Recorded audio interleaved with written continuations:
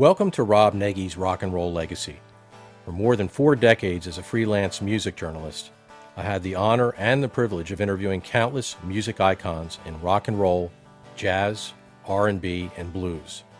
It was a priceless journey that began in my late teens. I never imagined I would cross paths with many of my music heroes. Digging deep in my archives, I selected blues legend B.B. King, which I hope will be a memorable journey for you, the listener, and preserve his legacy for future generations. Widely recognized as one of the most influential blues guitarists of the 20th century, B.B. King's unmistakable signature sound set the tone for countless guitarists following in his footsteps, earning him the nickname King of the Blues Guitar. An ambassador of the blues, King thrived for decades performing concerts all over the world. As a high-profile advocate for equal rights, King narrowed the racial divide and received accolades from white and black audiences throughout his career. King was inducted into the Blues Hall of Fame in 1980, the Rock and Roll Hall of Fame in 1987, and the National Rhythm and Blues Hall of Fame in 2014. King died in 2015 at the age of 89 in Las Vegas, Nevada. I had the pleasure and the honor of interviewing B.B. King on 2 occasions. You are about to hear an unscripted, never-before-broadcast interview I conducted with B.B. in 1995 before his performance at a Philadelphia area music venue. For your listening pleasure, I give you the late B.B. King. Of all the things you've accomplished, what is the greatest accomplishment in your mind as a musician and then personally? Can you categorize them that way? It's kind of hard to say.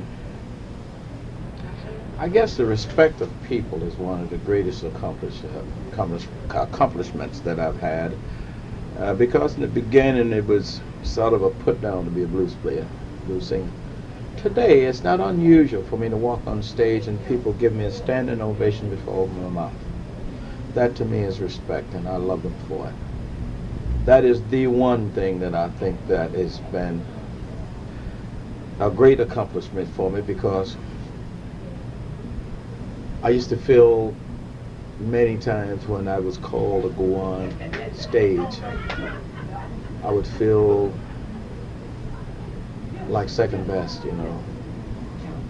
Was that mainly because, and I'll be honest with you, was it because you were black that you felt that way? Or was it a black audience? Uh-huh. To a black audience? Yeah. You get it? Yeah.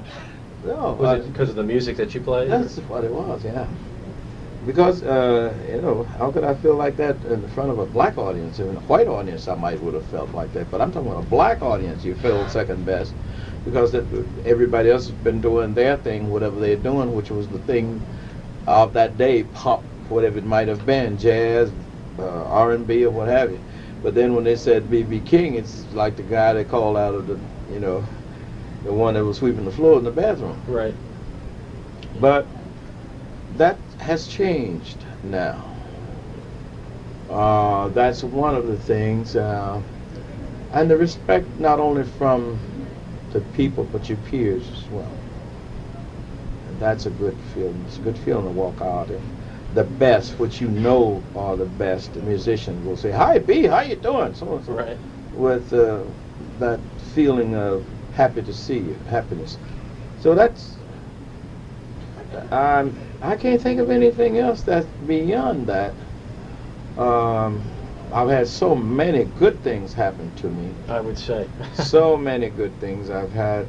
I think I've got six Grammys, I think, and 5 honorary degrees from various colleges, including Yale and Berklee School of Music. So those things are great. But the highlight, I guess, the highlight, if you would ask me, would be to be meeting a president in office while he's in office and having a chat with him, you know. Have you been to the Oval Office? Yeah. Yeah. First time I met President Bush in his office there, and later had dinner with him. And before Christmas, I met President Clinton and had dinner with him as well. To me, a little guy from Indianola, Mississippi, never dreaming anything of this sort would ever happen, and I get a chance to meet the man nearest to God, really, in this world. He's the most powerful man in the world, and I get a chance to meet him and talk with him for 15, 20 minutes while the world's still going around. It's the same feeling I have when I'm in the room with you. Come on. Oh, I'm nothing compared to them. But that to me is one of the greatest things ever. And it makes me happy and proud and honored, really, to be an American. Be living in a country where this could happen. I've met the Queen of England. She gave a tea party in the U.S. a couple of years ago, and I was one of the people invited. I don't know how it came about, but I was, and I went. I had a chance to meet her, and because I've played in her country many times, and I also just recently received the Medal of the Arts from the French government. Just received it, which I'm very happy. And President Bush, he presented us with the National Medal of the Arts here in the U.S. So I've been blessed. A whole lot of nice really things have been happened blessed. to me. How about making the Rock and Roll Hall of Fame? I mean, what was that like? That is fantastic as well. Fantastic. To make the Rock and Roll Hall of Fame is something that stands out by itself. Because from the beginning until it happened, I never thought that my music played that much of a part in rock and roll.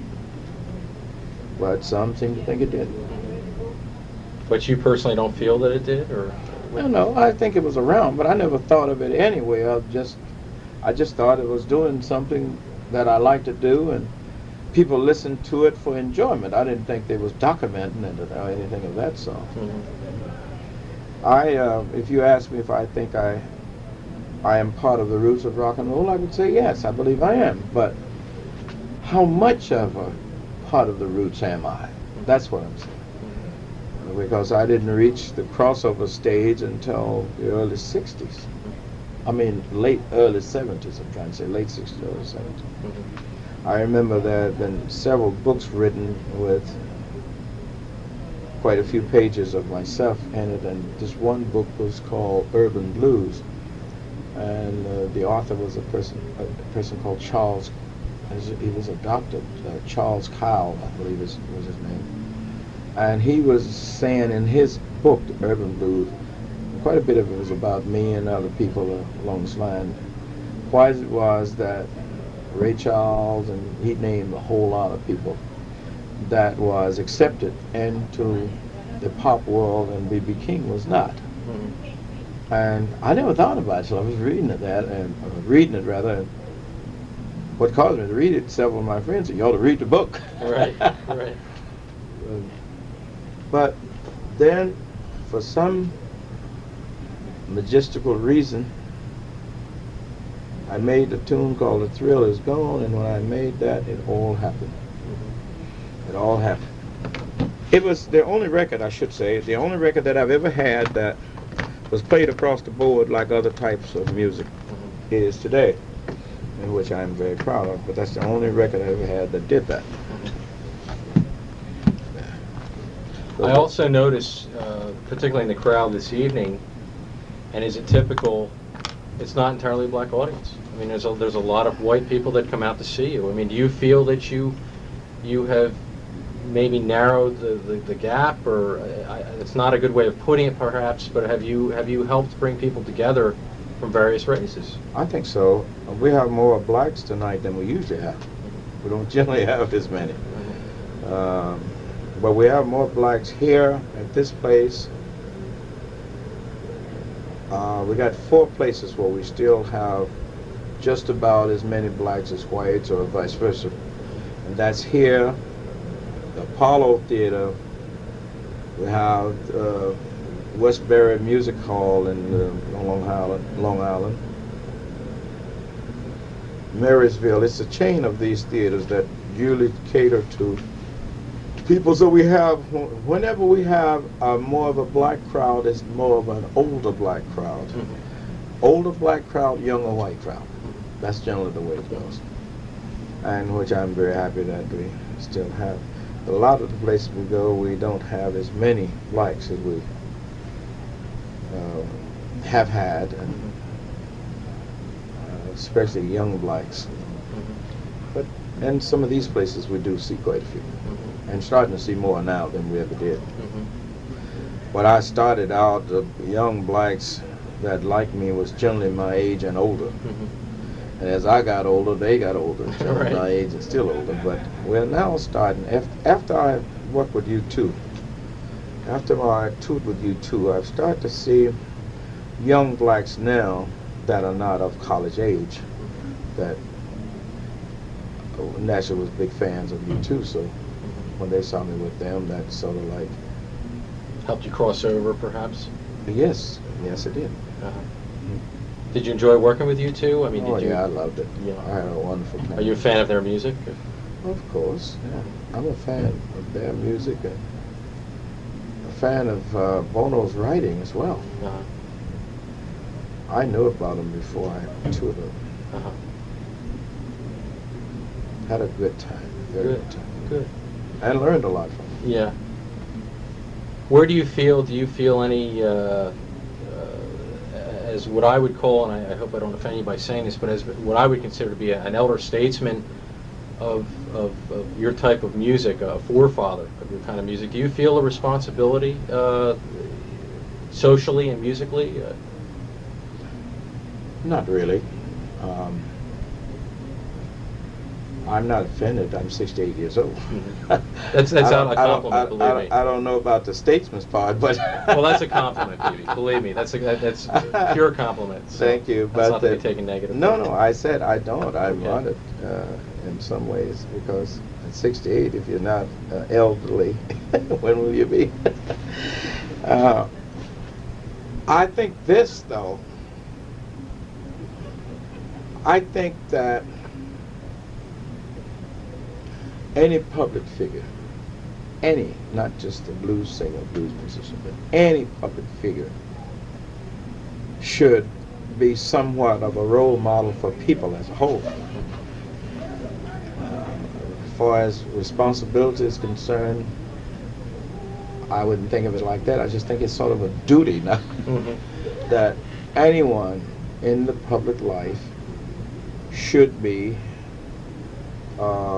careful about what they say, careful about what to do, where they go, and how they carry themselves. I believe that that's a duty that shouldn't be just for entertainers, but should be for people, but more so for entertainers, for politicians, and the clergy, and all of that. I think all of these people are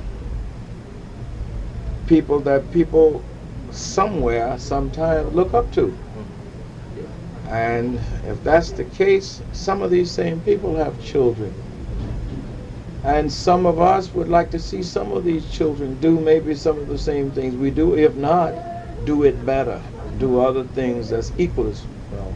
I have children and grandchildren, even great-grandchildren, that I would like to see them pattern their lives after people that I feel that are doing well. I'd rather see that than to see them pattern themselves after people that have done things that I think that are detrimental and that have harmed other people. So I would want them to look up to someone that I feel that have done well in society, whether it be, they don't have to be millionaires, but just people that have stood up for things that are good for people and spoke out on things that concerns people and the planet, and have stood up for the right things. Yeah, I think it's a duty, not necessarily a responsibility, but a duty one should do. I don't know how I have to take my dictionary to see the difference between duty and responsibility. I understand. But you do understand what I'm trying to say. And very much so. Tour manager's looking at you. Yes, giving me the eye. Yes. Interviewing B.B. King was an unforgettable experience. When we sat in his cramped backstage dressing room, he treated me like we had been friends for years. He was charismatic, honest, and grateful. The opportunity to experience B.B. on stage was one thing. Having up-close and personal conversation was another. He has left an indelible impression on me. Thank you for taking a walk with me down memory lane. I look forward to our time together next week when I present an interview I conducted in 1995 with pop music legend Al Jarreau. Until next time, peace, serenity, and blessings.